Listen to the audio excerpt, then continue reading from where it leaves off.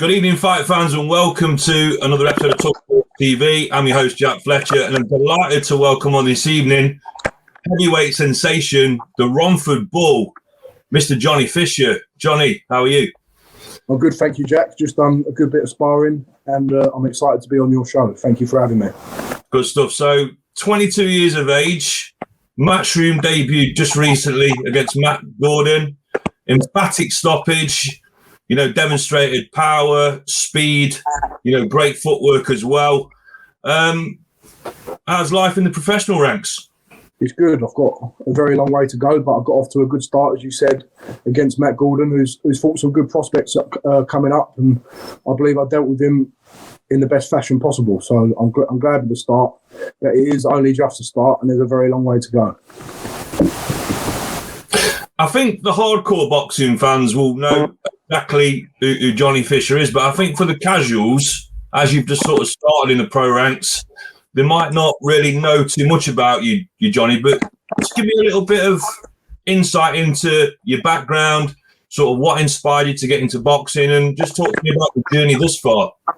Yeah, so my journey started, I've boxed since about 6 or 7. I've been involved in the gym since then. Started off at Ongo ABC, but things have changed a lot over the course of my life. So I was a rugby player at one point, a footballer, played rugby more extensively when I was at sixth form, and went to university at Exeter. And at that stage, rugby was my main focus because I had a broken hand, and long story short, it was taking forever to get diagnosed and sorted out.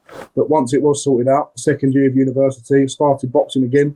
I had 2 amateur fights in my university, won them both by round 1 knockout. Started sparring Joyce, was lucky enough to do that. Sparred him a few more times. Then I went to Las Vegas with him, sparred him there. And then I turned professional with SJM Boxing in August, September of last year. And I'm here now, signed to Matchroom, and I've made my professional debut. So, obviously, you have a lot of communication with Mr. Sam Jones. Just talk to me a little bit about how the move happened to join SJM Boxing. What was the story behind that? Yeah, so obviously I've known Sam for a couple of years now. Really, that's the crack of it. But it wasn't until sort of August, September last year that we actually even spoke about turning professional. So I knew that I was holding my own in sparring, doing well with Joyce, and training really hard. But it wasn't until late last summer they said, "Look, we think you can really give it a good go, and we'll get a good team around you." But none of us really dreamed of getting me on a platform like Matchroom at that point.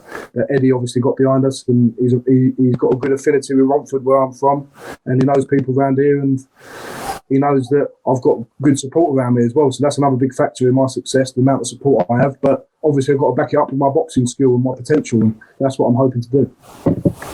Just talk to me a little bit about your fight with Matt Gordon. I mean, you went in there, first round, there was no feeling out process whatsoever. You put your shots together really well, and you took him out very, very quickly. Did you expect to go in there and do a job on him in that fashion? No, I wasn't expecting it to. I was expecting to be 2-3 rounds. I think it would have gone, but my mentality, my style is quite an aggressive one, and that was quite tame for me because I've been in fights in the past where I do go all guns blazing. It doesn't look very good, but I think in there I still showed a relative amount of measure when I was attacking him for the first 30 seconds, 1 minute. The plan was to let him know that I'm there and I'm going to show my authority, then get behind the boxing. But it just happened that I connected well with the right hand, and that was always going to work with the southpaw. So our game plan was not to utilise the jab, but the focus was the right hand, to get a bit trigger happy with the right hand, and it worked out a dream in the end. And how influential has sort of Mark Tibbs been on this kind of recent journey that you've been on in terms of coaching? Been unbelievable. So it was all credit to Sam Jones and Adam Morley, my managers, who got me with Mark Tibbs in the first place. Everyone knows Mark Tibbs around here. We all respect him highly, and Jimmy Tibbs, obviously his dad, has done fantastic things with boxing. And for me to be trained by him now, and my team with Steve Andrews as well. I know he's off with Billy Joe at the minute, who's got a huge fight coming up, but he's always been on the end of the phone for that debut. And now we're looking forward to the summer and him coming back and really getting involved with us all. So you're 22 years of age. You went into your first fight, absolutely demolished and pulverised your opponent.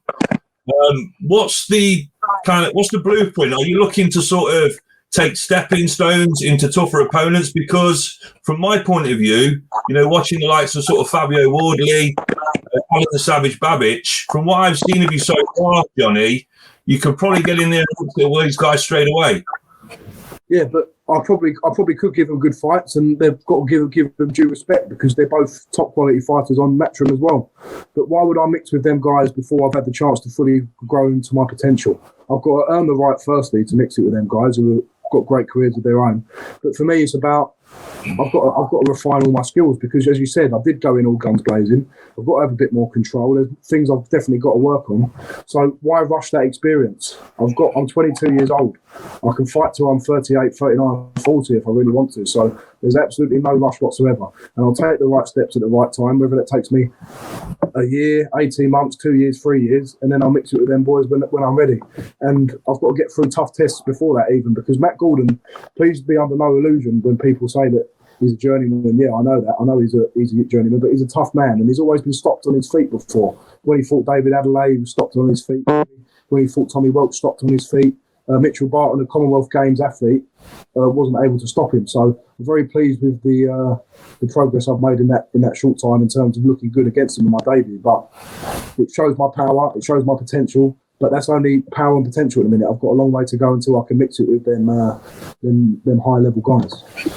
I was just going to come on to that, being sort of self-reflective and sort of self-critical. What would you say your honest opinion would be sort of your key strengths and what would you sort of need to work on? Yeah, so my key strength, I didn't show it in the debut, was my jab. My jab's my key weapon. But obviously against the southpaw, the plan wasn't, I was using the jab more as like a rangefinder and a ramrod, as a rod rather than a jab that I'm going to push out like a ramrod all the time. So I want to showcase my other skills I've got as well, as a good jabber, someone who can box as well as just brawl and fight. But I did show that. I showed that I can pick my shots nicely. It was a good performance, but I know the tests are going to get tougher, and I've got to be ready for that, and I'm preparing hard already. I mean, sparring with the likes of Joe Joyce and Daniel Dubois, I mean, Joe's a specialist at picking that jab out. I know that you've been sparring with Joe and Daniel just recently. I saw some photographs on social media. What an experience for you. Unbelievable experience for me to be. Joe's obviously a good friend of mine now, and he's the one who sort of brought me into the fold. So I've got massive respect for him.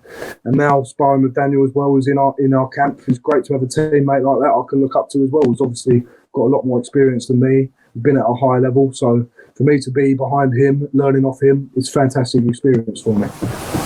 I'm guessing it's a really good sort of benchmark to kind of see where you're at the minute with you sparring these guys. Definitely. Even Fabio, I sparred Fabio Wardley today. It's great to mix it in with him. I've sparred some top guys already. Huey Fury, Cash Ali, Dave Allen, Joe Joyce, as we said, Daniel Dubois. So I'm keeping good company in my sparring, and that's only going to develop me. I know it's very early days in your career, Johhny, but when you get out of bed in the morning and get your training kit on and you look at yourself in the mirror, I mean, where can you honestly see yourself being in maybe sort of 4 or 5 years down the line? Are we talking British title level? Do you feel you've got the ability to go all the way with the right mentor and be a world champion one day? Yeah, well, that's the thing. Lots of people have the ability, and I believe I've got the ability to go all the way. But having the ability on its own isn't enough. It's the hard work, it's the getting up early, it's the going to bed early, it's all the dedication as well. The right place at the right time's got a lot to do with it as well, and having a bit of luck. So my aim, any person that goes into boxing wants to get to the top, but they want to mix it at the top, and that's what I want to do. I want to be a heavyweight world champion. But if I'm looking realistically at what can happen in a year, 2, 3 years time, it's going to be progressing through that English level, British level, and that could be the plan. British title in 3 years time, that would be an unbelievable achievement. But even before that, I've got baby steps to go before that. Just moving back to your sparring session with Daniel and Joe this week. Obviously, Daniel suffered that defeat not so long back. What was his mindset like? Is he feeling motivated? Is he focused again? Is he ready to get back involved and get back on the horse again?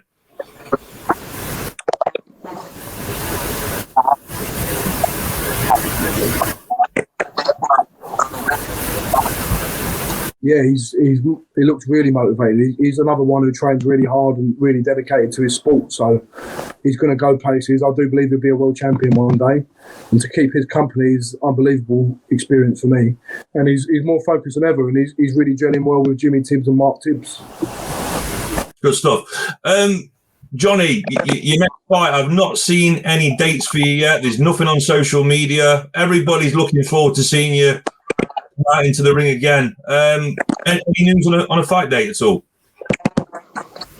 Yeah, so Eddie Hearn confirmed he actually confirmed his Instagram story, but he's been speaking to Sam Jones frequently, and May is the month they want to get me out. That's definitely going to happen. Whether that's early May, mid-May or late May, I don't know, but I'm ready to go whenever that is. So it's exciting to think I'll be out again in a couple of months after I've had my first fight.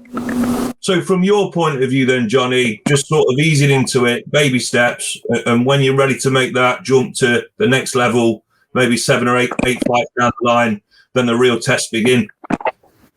That's it. Well, the test for me in the first fight wasn't so much Matt Gordon, who's given credit, he's a tough and durable man, but the test was to deal with the occasion, and that's what I dealt with the first time. And then every different time is going to be a new test. So the next test will be fighting in front of a crowd. That's probably most likely, and then bigger crowds when they all return in June, July time. So there's tests along the way, and every test will make you a better fighter, and that prepares you better for when you have to make up them bigger steps in the quality of opponent as well. I mean, Johhny, you come across like a really level-headed chap. Obviously, you're a university graduate as well, so you've got a bit about you. Do you ever find that the hype surrounding Johhny Fisher and you know the hopes and dreams of what people have got for you, find that a little bit of pressure, or do you handle that, take that with a pinch of salt? Yeah, I felt pressure in my debut massively. I had great people shouting me out. Tyson Fury even gave me a message. Lennox Lewis messaged me, and it's great to have this support. And it adds to the pressure. But what I've shown is I can deal with that pressure. And the way I deal with it as well is I've never spoke myself up too highly. I'm just always said I'm a boy who's been given a chance to see how far I can go. And when I don't put pressure on myself, that's the most important thing, because everything's a bonus from here, and that's the best way to look at it. Good stuff. Johhny, it's been great talking to you today. Do you want to sort of thank any sponsors? Do you want to shout anybody out at all? Yeah, I've got some great sponsors behind me. I'm trying to remember the list of them. I should have wrote them down, but so I'll run through a few of them. If I miss any of them off, I'm sorry, but I should get through them all. So I've got MKA Recruit, my day one sponsors. They've been brilliant to me. The Rabbits Essex, the Steel Team, Oda Essex, Hanscom's Interiors, Versaforma, VIP HQ Essex, Origin Health and Fitness, JW Physio, Il Vino in Buckhurst Hill, a nice wine shop. I've got some great sponsors, Capit FX, Romford. I've got really great people behind me, R Emporium, there's more. Havelli Indian Kitchen, they've been great as well. So I've got some great sponsors. There's more than that. I'm trying to remember them all off the top of my head. I can't remember them all. But thank you to all of them, and it's great to have their support. Johhny, from my personal viewpoint, I really enjoyed watching your first fight. I think you're going to go very, very far in the game. I can't wait to see you in action again. You're a breath of fresh air, and all the best in your next fight. And thanks for coming on Sports TV today. Yeah, thank you for having me on. I really enjoyed it, and it's great to have them kind words from you. So thank you very much. Lovely. Take care, Johhny. See you again. Take care, mate.